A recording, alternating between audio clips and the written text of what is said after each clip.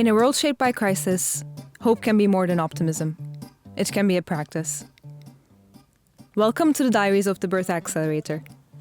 This series brings together changemakers, advocates, storytellers, and organizers who came together in Istanbul at Postane, hosted in collaboration with Bertha Spaces and Bertha Foundation. Throughout the series, we ask how hope-based communication can help us imagine stories of possibility while staying grounded in reality, and explore how new narratives can be born in the midst of crisis. In this episode, creative producer Thato Maluleke and storyteller, director, and theatermaker Kirsten Harris, two South African creatives and the self-declared gays of the cohort, offer a playful, heartfelt reflection on their time in the 2025 Bertha Accelerator. Through humor, roasting, and joyful language, they map how connection, safety, and shared vocabulary help them navigate an intense week alongside activists, journalists, and organizers from around the world. Their conversation explores queerness as a methodology, language as a tool of power and resistance, and the magic that emerges when people feel safe enough to be fully themselves. It's a love letter to chosen family, to temporary worlds that change us, and to the creative alchemy that forms when communities come together with openness and care. Hi, I'm Thato Maluleke, a creative producer from South Africa. And I'm Kirsten Harris, a theatermaker, storyteller, director, and artivist from Johannesburg, South Africa. And we are the gays, and welcome to our Slice and Dice of the 2025 Bertha Accelerator here at our beloved Postane in the heart of Istanbul. Hoş geldiniz, Balarim! Bilar ekse manyora, which means welcome because the library is officially open! So essentially what that really means is that we want to open a space where we can read all of these queens to filth. Basically, it's a little bit of a roast. Something easy, something spicy, because we do want to get into that idea of language as a power tool. Are we ready to go? I think that we should start with the man, legend himself. Let's go for it. Yashar. So, Yashar. Sometimes an old building is just fucking old building. Knock it down. Let's go. All right, cool. Do you want to do the queen? Yeah, I was thinking of coming for our Queen Laura. Shout the library's out, we open. miss the girl. But let's be honest, she's a ticking time bomb. And it's not a question of if. It really is a question of when, because you really need to be nervous when she starts smiling. And just full disclaimer, because, power and stuff. But she's most dangerous when she's smiling. Dan, the man, Zaddy himself, said that yesterday. Yes. So let's just credit him where IP Honestly, is due. yes. And then let's go for our man from Amabungane. Oh, The Sam? other Zaddy in the room. So here's my thing with Sam, right? Mr. Sam Soul, we love you so much, and thank you so much for spilling the tea for so many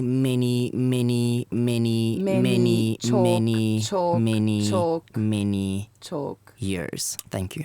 Cool. And so, that leads us into, speaking of investigative journalists. yes. Who's that? Dan? Oh, no, speaking of investigative... Okay, cool. Speaking of investigative journalists, Bresh, doll, for such a genuine person, you have more fakes than Small Street in Johannesburg. As a matter of fact, you've got more fakes than the Grand Bazaar, darling. Can't talk about it. Speaking of Bresh, because, Bresh and Kabanda sort of identified themselves as brothers throughout the Bertha Accelerator. Yes. Always sitting together, doing things together. I was thinking a lot about Kabanda, and have you seen those eyelashes? Honey? Eyelashes for days, right? He's got eyelashes for Yeah. days. And I was thinking that once he's gone and fought for our rights and defended our rights in Uganda, and when RuPaul's Drag Race Uganda comes into be, that he should audition. I think so. Because with those eyelashes, honey, you don't need the fakes. She's a queen. Let me tell you, she is the queen of all queens. And speaking of queens, I really want you to do Ezra Nduru, please. Speaking of our girls, our Janlarim lad. Is that how I say it? Janlarim. Janam Ezra ve Janam Duru. What are they doing here? Right? What are they doing in this space? With those faces. A face card like that, Ah. what I wouldn't do for that. Those two should be on the cover of Vogue Turkey. Clock that tea. Damn Such straight. beautiful Oh, women. these women. There is And another then beautiful it's on woman. the inside of it's not just the outside, but they need to be on the cover of Vogue. No, 100%. You've got to read for Sid. Yeah, and I mean, this was a little bit of, because, one of the things that we've learned in the Bertha Accelerator is that things happen in collaboration, right? Not in isolation. So we didn't put this read together by ourselves. Like we had help. And Yumna actually made an offer and reminded us that Sidel at one point had dreadlocks. Ooh. Can you imagine a white girl there with the dreadlocks, honey? What year was this? I'm not sure. We need to go and find the tea. Yeah. We can get Sam on it. Okay. We can put the investigative journalist in the thing. But basically, our dreadlock Joburg auntie, who's experiencing life in Cape Town, because remember, she's not from Cape Town. Yes. She's experiencing life there, but she's from Johannesburg. Right. She's a different type of white auntie because she is from Johannesburg. Yeah. Yeah, she puts the rest of us white aunties to shame because Mogel is so in touch with her whiteness. Let me tell you, it's all good. The birth experience is here for transforming people. What I couldn't transform really is the person who is behind the camera. Poor Ahmed. He is such a charmer. Even I was like, Ahmed, darling, when? So upsetting. I think that Postane should give him a little bit of an increase because Ahmed's been he's been looking after us, been a vibe. It's really, really hard to give him a read, but maybe that's where I should read you for filth and be like, what happened to you when you saw this man for the first time? Because you were like, I'm so confused, I don't know what to do. I said to him, you look like a Cape Town boy. I want to climb that mountain, okay? What a time. And then I completely forgot actually that we were going to read each other, but I just came for you. So, you know what? It's okay. I can't come for you. I cannot find it. I mean, between the raccoon eyes and coming back home at 5 a.m., I mean, let me tell you, we don't want to go there, right? I want to keep the space very dishing peaceful. The slicing and the dicing. Let me get my hot chai from downstairs because you're serving chalk jack chai right now. I spilled. I was thinking, how do we spill about Yumna? Because Yumbe, she's our girl. She's a South African gentleman. Yeah. And that's really hard to slice and dice about her. It really is. I mean, she is the Kumbayumbe. Kumbayumbe. Yeah. She's giving let's check in with our bodies and let's be... Yeah, it's too hard to read her because she's we love her so much. Yeah. And she's been the vibe. Yeah. And you know what? I think on that note, the library can officially close. You are a very mean girl. With a hug. With a hug. Mean with a hug. And a playful... Like a trash bag and you put spray on top. You're like, little shit, but it smells good. Listen, I want to get into this conversation, right? Around maybe first things first. How did we find each other? In a lift. Let's simplify crazy. Because I know that the library's closed and it's going to be very, very, very hard. But if we're being honest, Sam read me for a filth and he was like, girl, simplify. Zaddy Dan has also been like, simplify, but in a very gentle, sort of kind way. So we met in a lift, full stop. Yeah. Jokes, there's way more to the story. I mean, there is way more to the story because I think the first time I met you, I said, Actually, I said nothing and you looked at me and you're like, this old queen. Are you gay? And I said, the guests in the room and you're like, yes, gays and the gays and the gays find each other, honey. Which is really beautiful. I think I needed that because it offered some sense of safety around my experience here. I think had it not been for you, I don't know where I would be. Oh, my days. I cry and I already have mascara like a raccoon going down my face. I did say that, didn't I? You did, and I'm going to quote you on that because it's a vibe. I mean, with the hair and the raccoon. But yeah, before I left South Africa to come here, I was like, what is the Mogel from Johannesburg who tells stories in the theatre going to be doing with a bunch of investigative journalists, lawyers, very serious people, really. very esteemed activists. Yeah. Obviously, it's about reframing and rethinking about who we are because we are also useful to this world. Yeah. But I felt a little bit of anxiety leaving my peeps behind. And I was like, let's go into, because this is what I ask actors to do, let's go into a space with an open heart because it's all about connection and intentionality. And then this girl walked in with a whole look into the lift and we made our entrance and the rest is history. And it feels like I've known you for so long. Yeah. It feels like, it's just been so special. And I immediately felt a sense of safety in terms of authenticity and to be myself, which often is very, very difficult. So I thank you for that because you've really contributed to this experience that I've had. And I think when you feel safe to be authentically self, that's where the magic happens. But if you don't feel safe and safe to be vulnerable in a space, then where you block yourself off from learning and so much. Yeah. So give me a tissue because, oh my God, I'm so... It's okay. I want to bring forth a couple of words, right, and how they've affected me. The first word is tabane, and the second word is morphe. And I think those words have, for a very long time, been like words that would bring me down, bring my community down, that being the LGBTQIA+++++ community,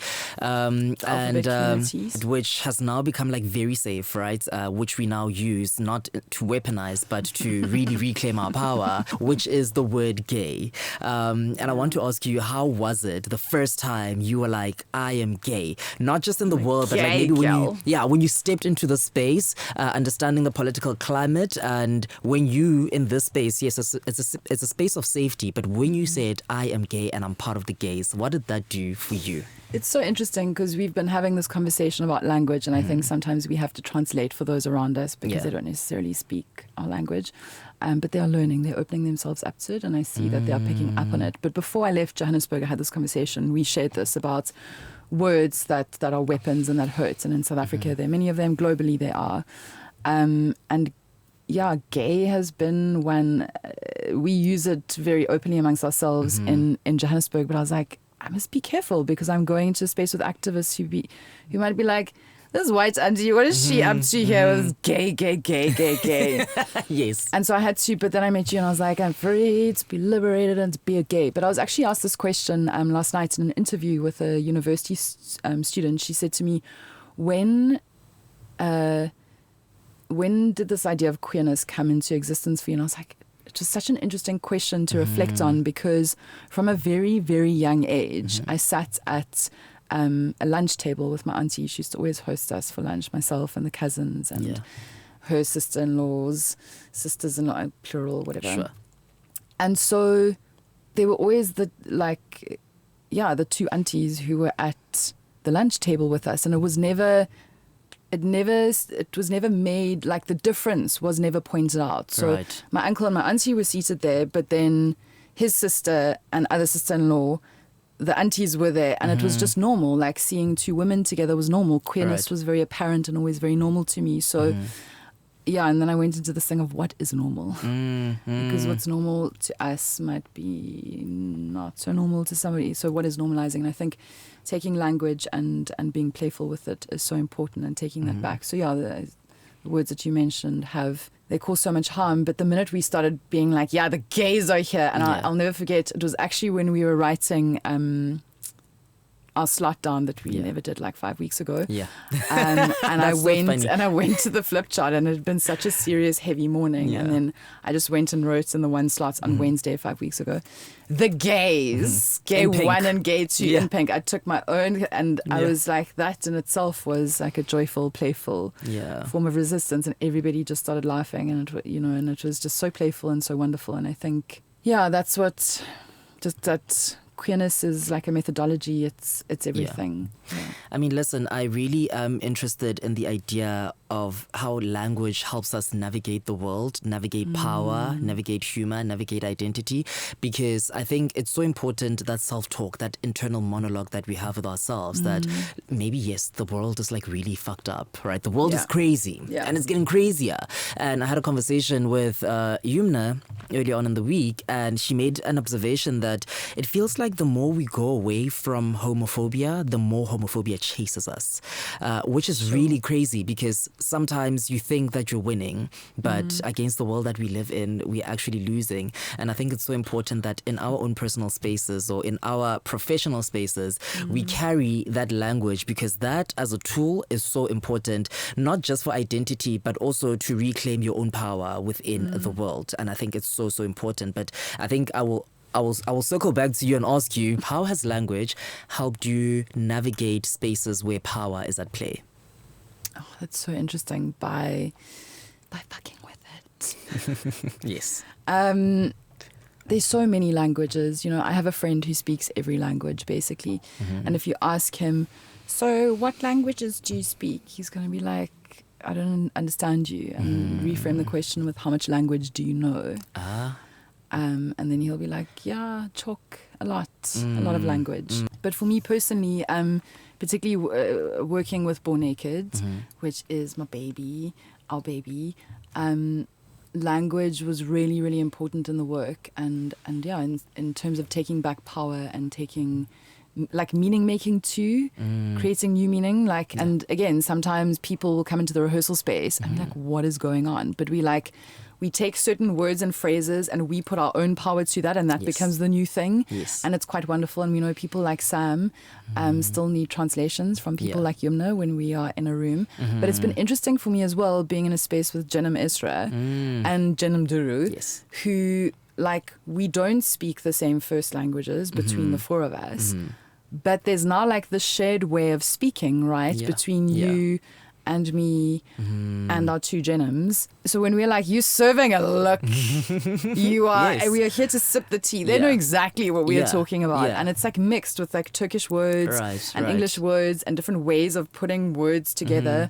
And I think that's some power. It's giving, 100%. It's giving Bertha 2025 Accelerator power.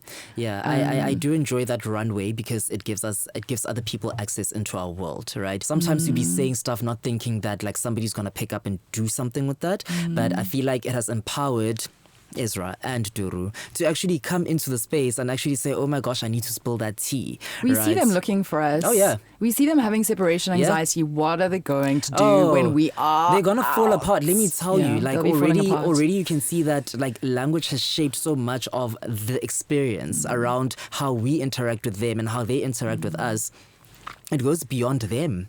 Zari Zan, all right, who at first identified as a cis man, and we had to break him into being gay. And I think it's so important to also make the definition that me calling somebody gay does not really speak to your sexual orientation, but it speaks to that openness and that welcoming of a different energy and how fun you want to be and how funny you actually want to be in a space. And the queerness of being, right? Yeah, there's queerness a queerness of being. and a playfulness and a lightness to it, because there's so many heavy things. And I think in the room, you could feel it. It was so tangible, like that first day, like how much baggage, to quote Sam from our introduction sessions, how much baggage we all brought, like, because and there's I felt today in the room, I felt very emotional.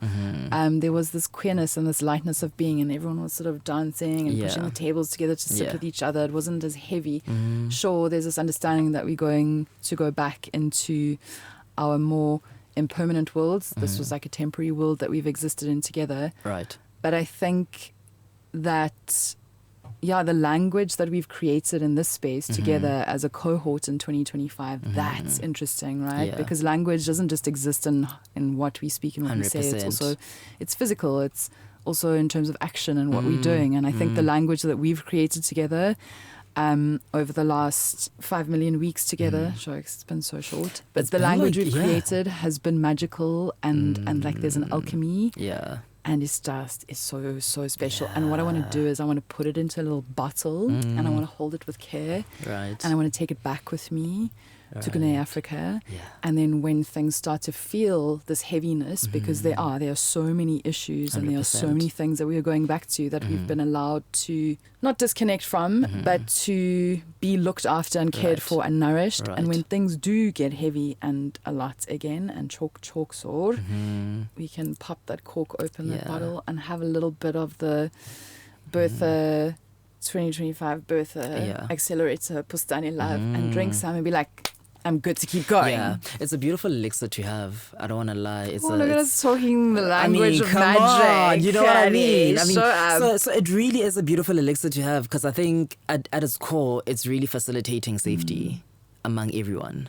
Right. I love that so much. I felt very safe being here. I did tell you earlier that it felt like I didn't know how to exist, and the moment I clocked that language, because you have to clock that T, baby. You know, Amit's not even listening. He is going to be editing us. He's going to be editing us for days. Yeah, you have he could have made like a whole podcast series on just the two of us and our conversations this week. I mean, sisters of the traveling podcast. Do you know what I mean? Sisters of the traveling podcast. No. it's really, really great. I want to almost wrap up here and ask you around like that concept of safety within Bertha and Postane, and what this environment has meant to you over the past couple of 15 years. 15 years, it's been 15 years together, and it's going to be a hard one to let go of and to leave. Yeah, like I said, I'm going to reiterate this, and it's gross and mushy, but it's also good, is that when I met you, I was like, I'm safe. Kirsten, you are safe. There's these reflection cards that I have, and we do them as part of a ritual in the theatre just before we start the show, and it's sort of like an affirmation or something to think about or hold on to, and we say these things are witchcraft, they are bewitched, because sometimes something will go wrong. We're like, don't worry, we've had the thing on the card, we knew this was coming, let's keep it moving, let's keep going, let's go. Right. And there's a card that I got in the last performance we did of Born Naked in a very complicated environment, and it was a week before I flew to Istanbul for this, and I took two because the one was red. When you get a red card, you're like, and the one was like, it said something about new beginnings or get ready for something new, and I was like, I like it, or something about adventure, and the second one said you are safe. And I really felt that when I met you, and I think that your energy in the space, everybody is obsessed with you, obviously. I mean, clock that tea. But really everybody is obsessed with you, and it's just been so beautiful to watch, and I hope that you feel that love, because you've brought so much love into the group. Obviously, what would you have done without me? I mean, can you imagine, But, really? No, truly, can you actually imagine? Because I can't. And yeah, so you really allowed me to feel safe enough to be authentic, and I think that's where learning happens. Yeah. And there's a huge sense of umut that I feel. Let's explain that for the people at the back. Hope. I feel hopefulness going home, and also I get to go home to you, Shame. The rest don't. Oh yeah. Oh, that was something else we want to talk about. Shame. Did you hear? I was just shame as a South African. Yeah. And just to wrap up our thing on language, how we use words differently. It's also been interesting because we say shim, either shim, shame, or shame at the end of things, and they mean different things. And I think some people who are not from South Africa are like, why are you saying that? 100%, and it's endearing. You know, so beautiful. And it comes from a place of love. It's like we've taken the word and made it our own. It's a big word, shame, right? Shame is a big word. It is. Filled with a lot of feelings. And I felt no shame in being my authentic self, because safety and vulnerability, and the fact that the Bertha Accelerator here could cultivate a space like that in a very, very short space of time, where I believe I saw an authentic version of every single person, including staff, and the people who are working it up here. Working.